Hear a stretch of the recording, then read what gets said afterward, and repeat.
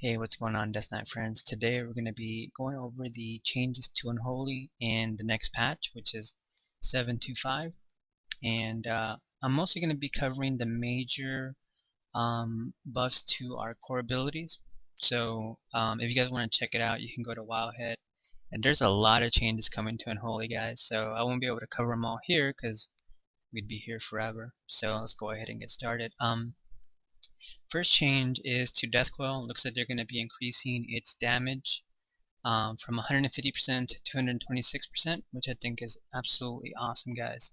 In addition to that, they're going to be increasing the cost of Death Coil from 35 runic power to 45 runic power. So basically now, with this change, it's actually going to feel good to cast Death Coil, because right now, Death Coil is one of those abilities, guys, that it's just an extra button to press, and kind of feels bad when you press it. It does okay damage, I guess. But with this change, you're going to be increasing the runic power and also increasing the damage, and I think that's absolutely awesome. In addition to that, you're going to be changing Sudden Doom so that it actually procs a little bit less, which actually makes sense. So they're going to be reducing the procs per minute from 3 to about 2. Also, guys, looks like they're going to be slightly nerfing the Unholy Aura for a class, so it's going to be going down from 6% to 5%, so it's going to be affecting all these spells here that you see on the screen. So it's kind of a minor nerf. What else? Festering Strike, another core ability of ours, is going to be buffed from 475% to 503% physical damage. Again, that's absolutely awesome that they're buffing all of our main abilities like, Death Coil and Festering Strike. I think that's absolutely awesome, guys. So in 7.2.5, I think Unholy is going to feel, right now I think it feels great, but I think in 7.2.5 it's going to be absolutely amazing. I can't wait.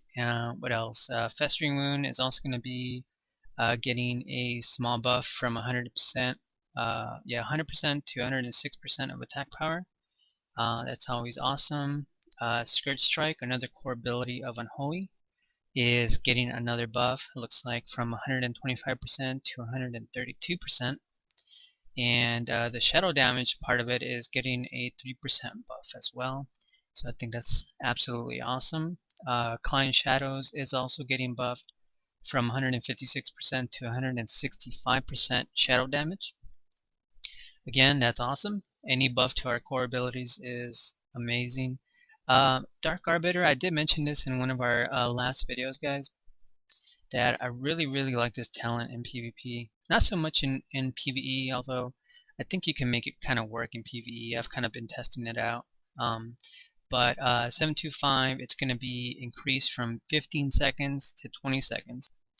Also, guys, looks like Defile is going to get a small buff. Epidemic.